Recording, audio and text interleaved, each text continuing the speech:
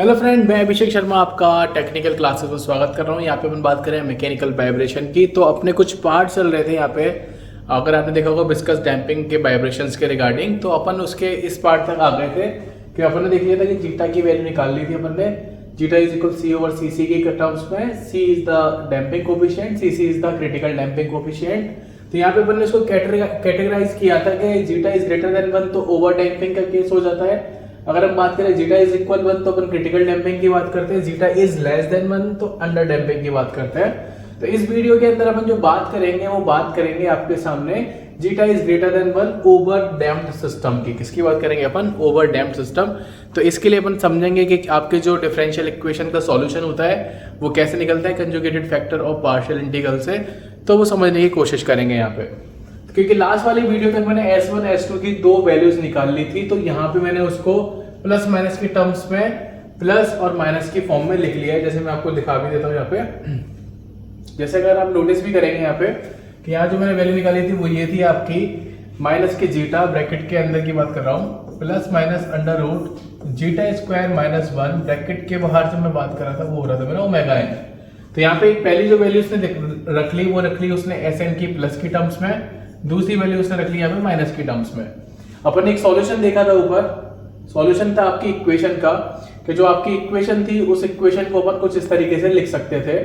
मैं आपको याद दिला दूं कि यहाँ पे दिख रखा है कि x is equal c1 e to the power s1t plus के c2 e to the power s2t। तो इसी फॉर्म के अंदर मुझे जो वैल्यू निकली है आपकी s1 s2 की वो मुझे यहाँ पे रखनी पड़ेगी ओवर डैम्पिंग के केस के लिए। तो यहाँ पे जो मेरी दो वैल्यू थी वो मैंने यहाँ पे रख दी इस फॉर्मूले के अंदर। आपके सामने यहाँ पे आप देख भी सकते हैं। आप सबसे पहले देखेंगे यहाँ पे जो वैल्यू थी वो थी आपकी x इज इक्वल जो फॉर्मूला था c1 e to the power, अगर मैं बात करूंगा यहाँ पे s1t प्लस के c2 e to the power s2t। तो ये मेरे पास यहाँ पे फॉर्मूला था।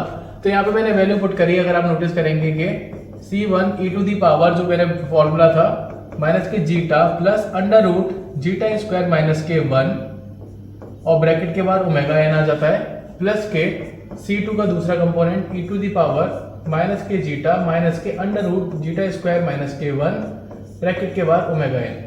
तो यहाँ जो आप इक्वेशन देख रहे हो इस फॉर्म के अंदर, और यहाँ टी और लगा दीजिए ओमेगा टी। तो ये आपके पास इक्वेशन यहाँ पे आप देख सकते हो।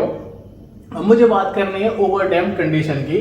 तो ओवर डैम्प्ड कंडीशन में क्या कंडीशंस आपको फॉलो करनी होती है वो अपन देख लेते हैं। उसने बोला कि this is the final solution for and the over damped system and the figure 3.3.2। अभी अपन नीचे बात करेंगे उसके बारे में। Show the general behaviour of the system governed by the above equations. The system is non vibratory, यानी कि जब अपन ओवर डैम्प्ड की बात करते हैं तो उस केस के अंदर आपके वाइब्रेशंस ओवर वाइब्रेटरी हो रहे होते हैं, और उस केस को अपन बोल सकते हैं कि नॉन वाइब्रेटरी में क्या है आपके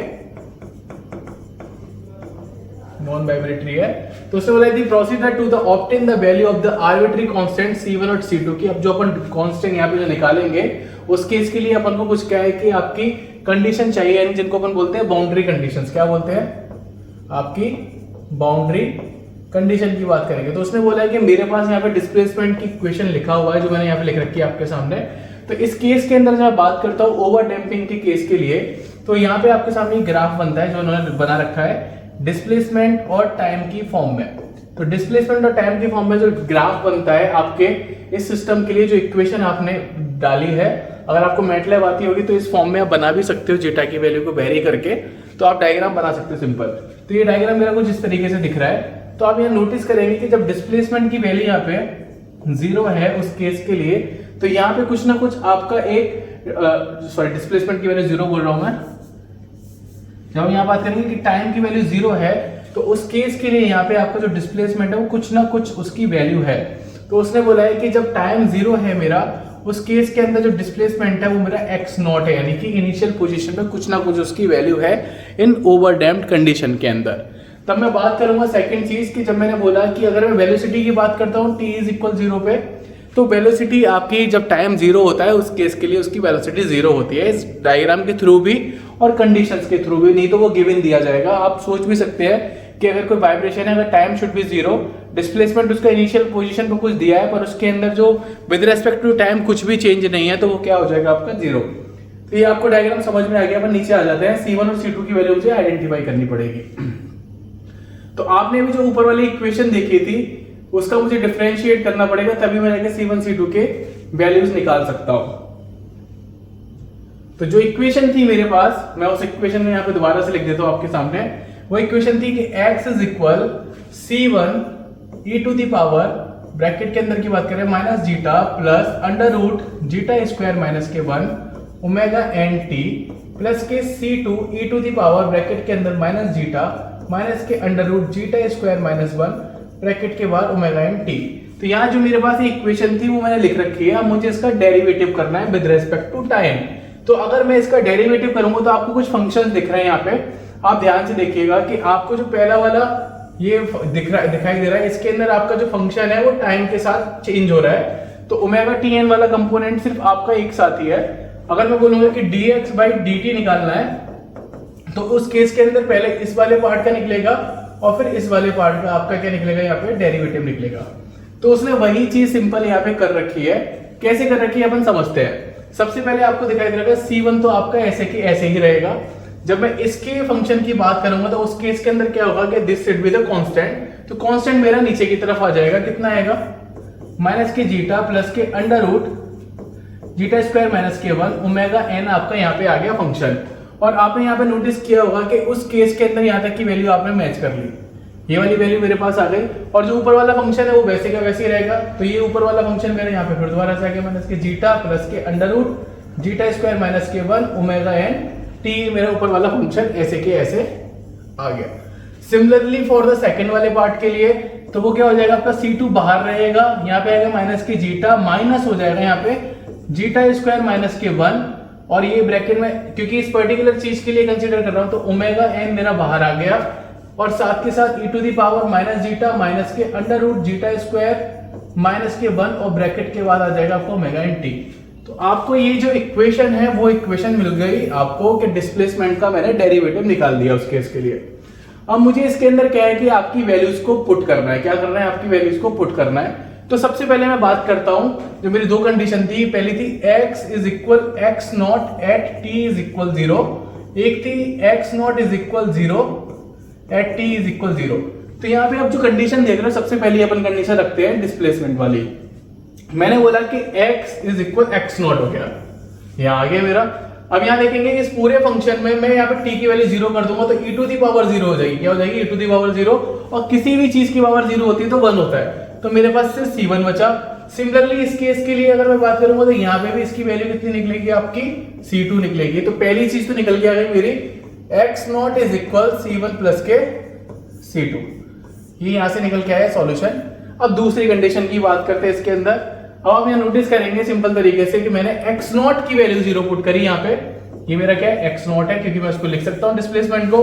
तो जब मैंने x नॉट की वैल्यू 0 पुट करी तो सेम तरीके से टाइम तो मेरा फिर दोबारा 0, तो ये वैल्यू 1 हो गई। क्या हो गई, 1। और सिमिलरली यहाँ पे भी ये वाली वैल्यू 1 हो गई, क्योंकि e टू दी पावर 0 हो रही है। पर अब इस बार ये वाले वैल्यू फंक्शन है वो नहीं 0 होंगे। तो ये वाले फंक्शन मैंने यहाँ पे सॉल्यूशन के तौर पर रख लिए। तो कैसे रखे, क्योंकि मैं रखा उसको 0, C1 मेरा ऐसे के ऐसे आ गया, ब्रैकेट के बाहर वाली वैल्यू पूरी आ गई, ओमेगा एन आ गया, इसके बाहर वाली वैल्यू 1 हो गई, e to the power something 0, तो वो आपका बाहर वाली वैल्यू 1 हो गई। यहाँ पे सिंपल C2 आपका बाहर आ गया, ब्रैकेट के अंदर माइनस जीटा माइनस की जीटा स्क्वायर अंडर रूट के अंदर माइनस 1 ओमेगा एन आ गया। सिंपल तरीके से मुझको इसको सॉल्यूशन निकालना है। तो अपन कैसे निकाल सकते हैं इसका सॉल्यूशन, आपको दो इक्वेशन मिली हुई है यहाँ पे, आप उसका मल्टीप्लाई करके देखेंगे इसके आगे का सॉल्यूशन। यहां तक आप पहुंच जाएंगे आराम से, इसके अंदर कुछ भी नहीं है। अब यहां से क्या करेंगे, आप सेग्रीगेट करेंगे इसको, इसके फंक्शंस को। किस तरीके से करेंगे, मैं इक्वेशन को यहां से इसको साफ करता हूं, आपको समझ में आ गया 100%।